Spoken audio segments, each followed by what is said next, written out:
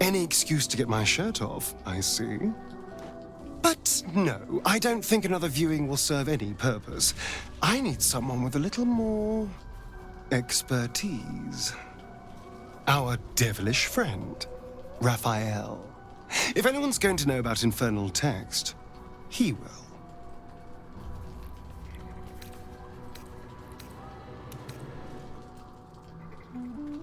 Well, we won't know until we ask now, will we? Unfortunately, he comes and goes on his own schedule, so we'll just have to look out for any sulphurous odors or the sound of questionable poetry. Meanwhile, I think I'll spend some time studying the art of infernal negotiations.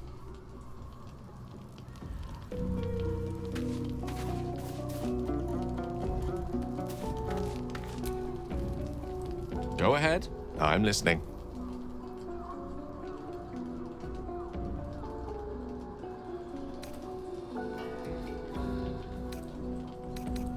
She expects those who seek to use the weave to do so honestly and with respect for its potential to destroy, as well as its potential to save. I doubt she's asked many of her followers to blow themselves up. That's a fate she's bequeathed exclusively to me. She wouldn't ask such a thing if it weren't our only means of survival. However much she's annoyed at me. Oh, you know me, ever the optimist. I'm trying to focus on the positives. Truth is, I was living on borrowed time already. Consuming those items would only have kept the orb sated for so long. If anything, I feel more at peace than I have in months. At least now I know my death will have purpose.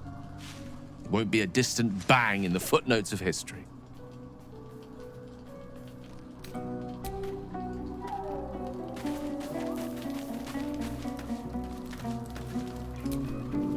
I can't believe Mistra actually expects Gale to just sacrifice himself like that. Seems like a waste of a fine mind. It's a lot to process. Nautiloids, tadpoles, the escape, the wilderness. And now I've seen an entire land under the sway of Lady Shah's power. Honestly, I think I'm caught for words.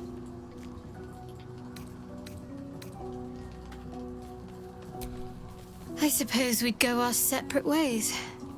Not a slight on your company, of course.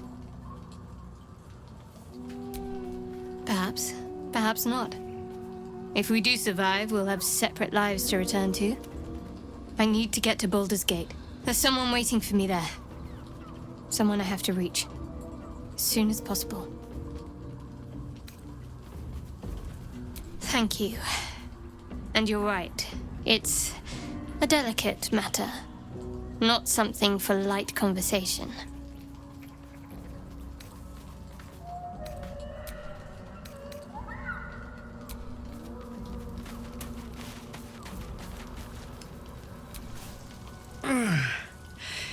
Hey, soldier,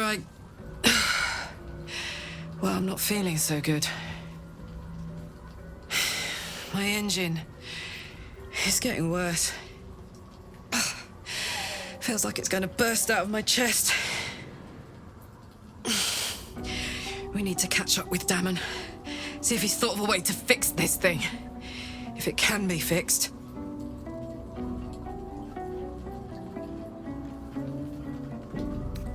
I'm sure we will.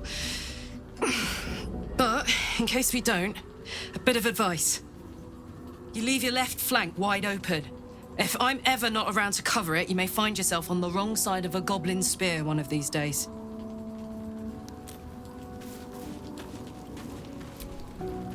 A shame my first brush with the famed Elminster couldn't be a tad more optimistic. Listen, I might invoke the Triad from time to time, appeal to Helm, but I'm no man of faith. Not like Gale. I don't know what drives a man to consider his own death, among countless others, to be an appropriate exchange for his goddess's forgiveness. To me, it all sounds like nonsense. The faith that matters most is that which you hold in yourself, in the ones that most matter to you. Big Bomb be damned. Gale's got everything he needs to defeat the Absolute already. Talent, nerve, and powerful allies at his side. I hope he'll come to see that.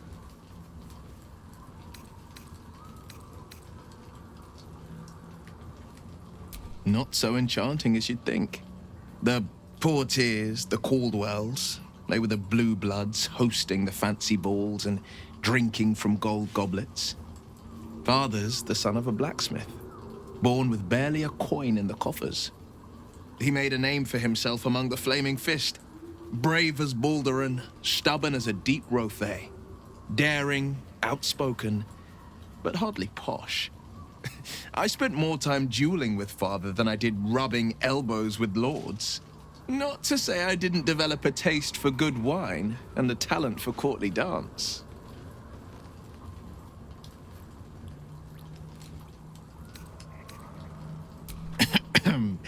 It's been a badger's age since I've twinkled my toes. A drunk ogre could put on a better show.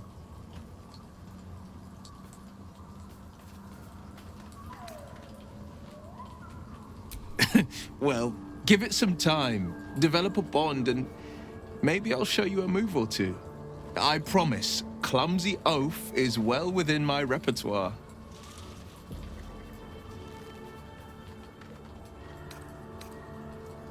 He brings to mind a story. The Devil with the Silver Tongue. An old fairy tale my father read to me. The kind with a hero, a villain, and a moral. A farmer made a deal with the devil, so the story goes. In exchange for the farmer's dearest fruit, the devil granted him a bottomless coin purse.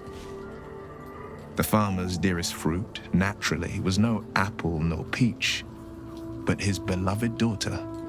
We can learn a lot from fairy tales, don't you think?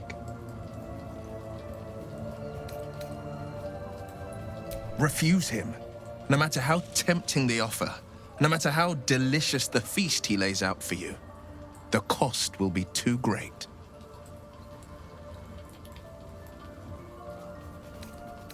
That's because you still have hope. But when he becomes your last hope, remember this. He'll require of you only what you're least ready to part with, and then require more still. You might think you'd give up anything for a cure, but the devil won't take just anything. He'll take everything.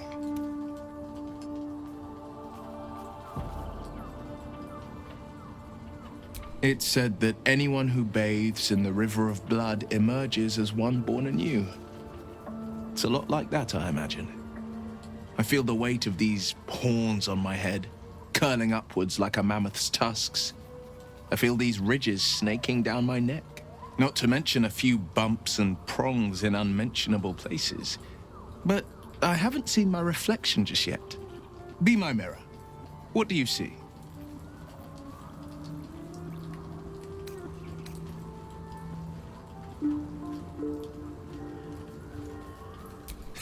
I can't tell if you're being silly or serious. I'll accept the flattery either way.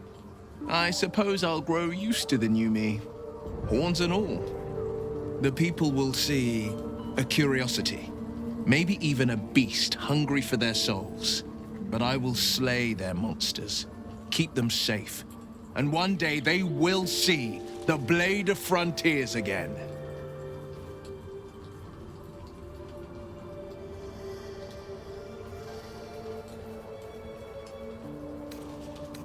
A possibility that's kept me awake countless nights. But I don't have a clue where to start, other than play her games and play by the rules. That's the only language devils listen to.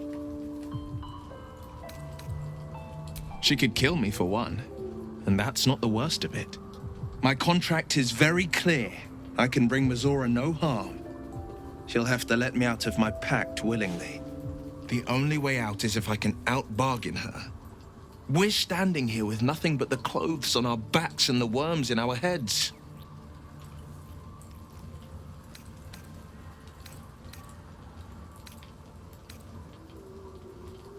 We can. I'm sure of it. How glad I am that you see me as more than my patron's pet.